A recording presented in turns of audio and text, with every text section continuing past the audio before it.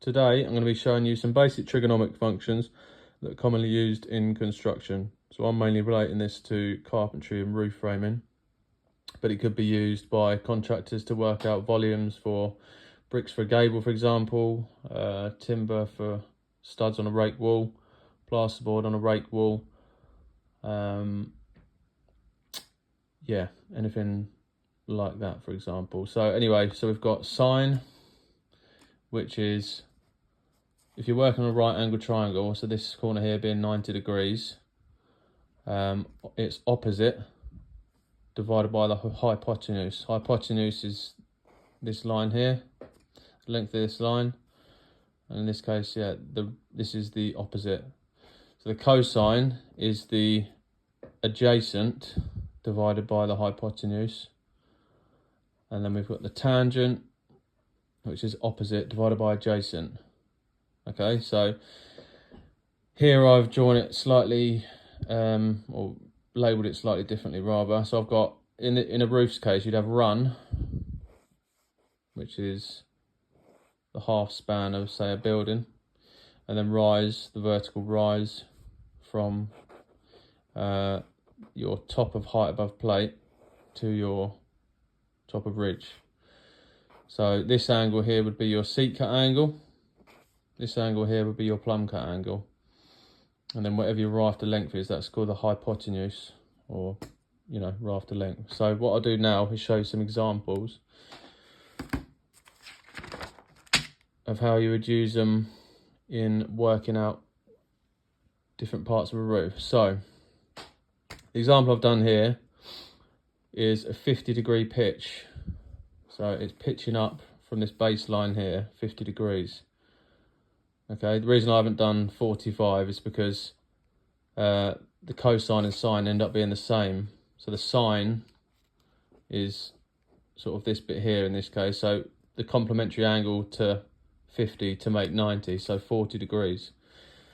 Okay, so if we,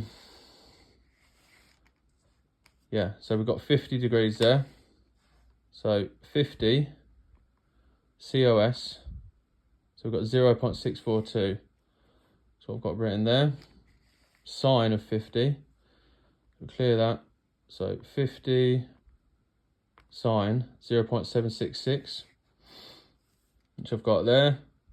And then tan of 50, so 50 tan 1.191. I've just got the 1.19 because the one after the 9 is pretty irrelevant, really. Right, so here's different ways that you can use those then in a roof framing scenario. So let's clear that. So first example here, so if we had a run of 100 mil, which I've got here, okay? So 100 divided by the cosine, which is 0.642,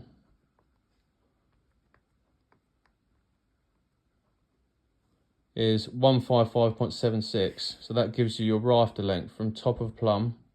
You then have to come down your height above plate, hence why I've got these dotted lines, to top of plumb. You'd also have to deduct half the ridge thickness.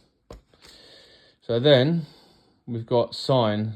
So why would you use this? You'd use it to find out the rise, if you didn't know that. So if you knew the length of the rafter, 155.76, as you can see up here, times that by 0.766, which is the sine of 50, 119.31.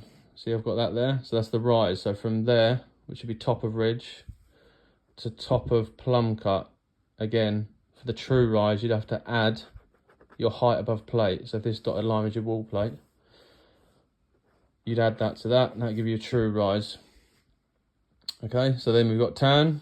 So 119.31. Oh, I don't think I've done the point there. 119, I think I did.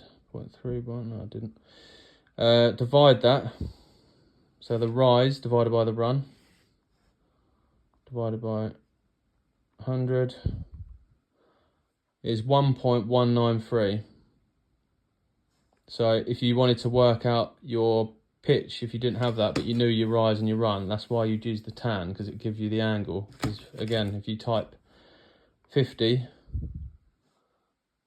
tan 1.91, so the last number was slightly different by 2, but anything past that second number, unless it's a 9, you would tend to round it down to this. Okay, and now the last thing I'll show, which is quite useful, is this is another quick way to work out your diminish or difference in reduction for your jack rafters going up the hip or valley. So as you can see what I've got here, so the run, in my case 100, if I divide that by the cosine 0.642,